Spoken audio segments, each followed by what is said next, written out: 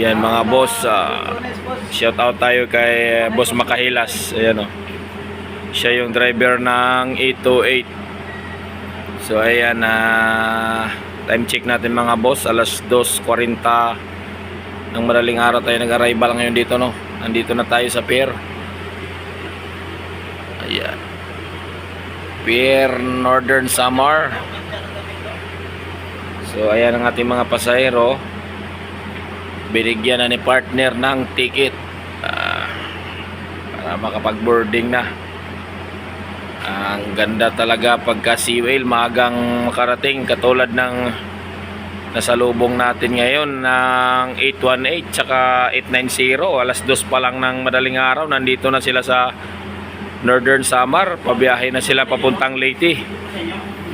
So ayan, ito talagang kagandahan ng Sea Whale, maaga ang oras. Kaya kung hindi mo pa nasubukan sumakay ng Sea Whale Transport, subukan mo na para maaga kang makarating sa inyong destinasyon.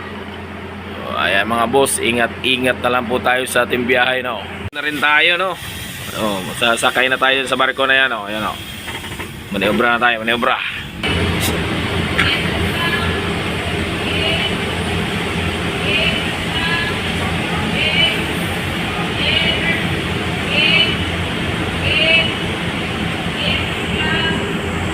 Boss, nandito na tayo sa loob ng barko. Ayan o, umatras na rin si Ito. Dalawa lang tayo ang tatawid papuntang Fairview.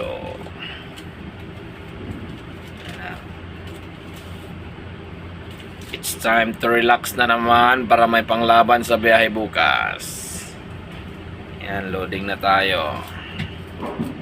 Good timing tayo, good timing. Mabilis ang biyahe natin, sakay agad. Arrival pa lang natin alas 2:40 dito sa pier. Nandito na tayo agad, niloading na tayo ng barko.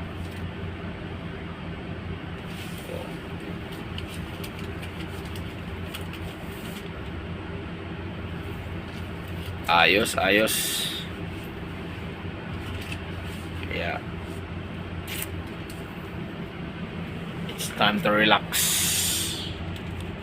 Ayan, time to relax. Tulog muna tayo mga boss. Matulog muna tayo. Right. Good night.